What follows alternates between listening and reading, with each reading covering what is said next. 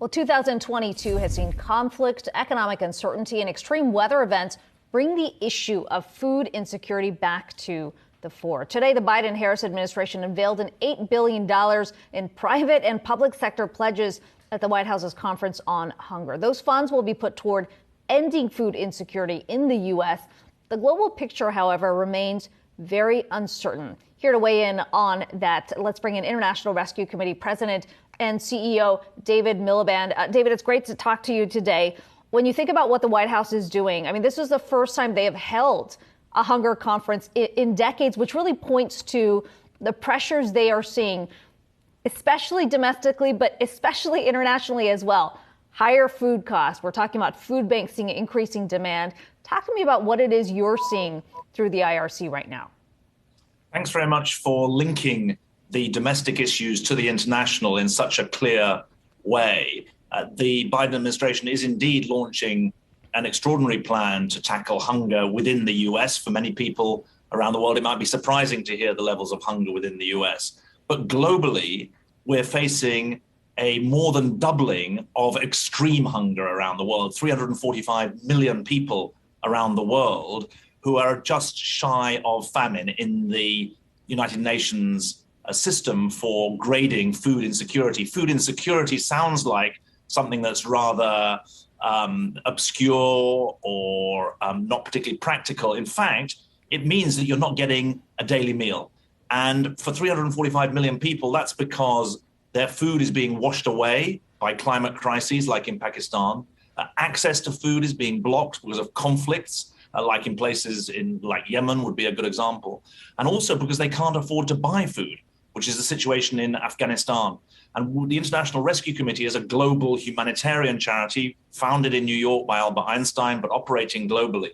And in the 30 countries that we see, the impact of the Ukraine war has been to accelerate the food crisis, but we shouldn't be mistaken for thinking that it's actually caused it. The causes is more fundamental, and it's to do with the conflict, the climate crisis, and the maldistribution of resources. Yeah, let's talk about the acceleration a bit more. To your point, even before the pandemic, we have seen these crises really pop up, especially on climate issues. You've got the pandemic. Now you've got this conflict playing out between Russia and Ukraine. How has that exacerbated your ability to respond globally? Well, that's a great point. The countries that we work in, countries like Somalia, they're dependent for 90% of their wheat imports from Ukraine. Obviously, there's also a fertilizer issue because Ukraine and Russia are so important for global fertilizer production. What we see around the world is a structural crisis because so much of the agriculture is not climate resilient. The livelihoods that people depend on are literally being washed away. Their seeds are not able to be resistant to the kind of shift in temperatures that we're seeing. The fourth year of drought in Somalia has now passed. Somalia is the epicenter of the global food crisis, and I think that you're showing some pictures from it now. We fear a fifth drought this year. And so our evidence on the ground is that we need a twofold approach. We need to make sure that those people who are hungry tonight, those 345 million people, get the humanitarian aid they need through governments, but also through NGOs like the non-governmental organizations like the International Rescue Committee. But we also have to tackle the roots of this problem.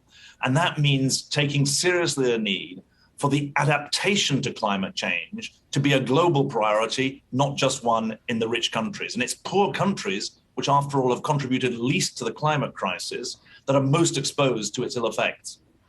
On that point, we did get some news last week from UN Climate Week. The developed countries for long have been calling for some sort of compensation, if that's the right term, for the climate crisis that has unfolded, they would argue, as a result of emissions that have been put out from major economies like the U.S. as well as China. We saw Denmark come out and make some commitments on that front as well. Where do you stand on that? The U.S. has long argued that the money could be better spent in mitigation efforts and sort of instead of just handing a blank check as they would describe it. I mean, where do you think developed countries should be stepping in on this very issue when that humanitarian crisis you just described has already been unfolding? Yeah, that's good to face this question head on. The truth is that it is rich countries that have created the climate crisis. There's no doubt about that. In terms of what we need to do, I'm afraid we have to do both. We have to mitigate future climate change by decarbonizing, changing, taking the carbon out of energy systems in the rich world.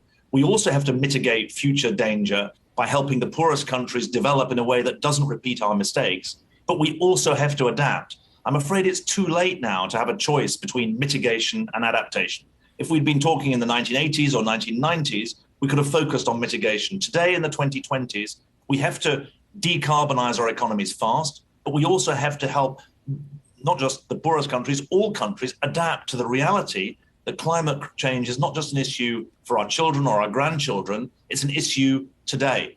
And in the United States or in Western Europe, there are the resources to adapt. In Somalia, in Afghanistan, both countries that have been hit by the climate crisis, there aren't the resources. And so they need to be provided from the rich world, or we'll face a double scar. One scar being a moral scar of people literally losing their lives and their livelihoods as a result of neglect. But we also have to think strategically.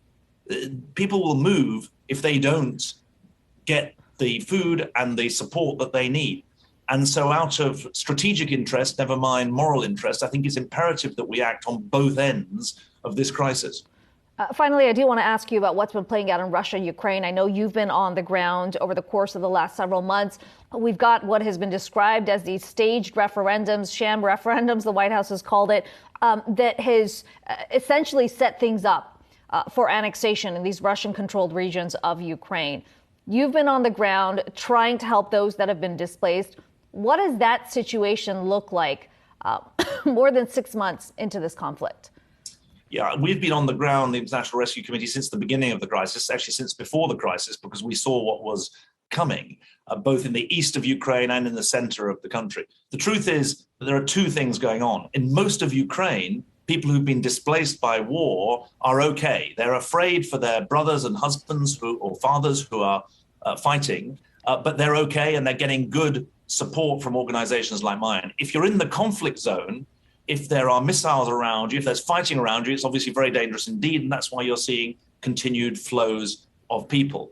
The crisis, in truth, has been going since 2014, when Russia invaded Crimea, but obviously it's been taken to a new height, and the threats around nuclear exchange are obviously extremely worrying. In my former life, I was the Secretary of State in the UK, so can see this from a foreign policy point of view as well as a humanitarian point of view. But the humanitarian perspective is very clear. The operations on the ground are working well where it's safe to do so. International Rescue Committee CEO David Miliband, appreciate your time today highlighting some key issues there. Hope to have you back on the show again soon.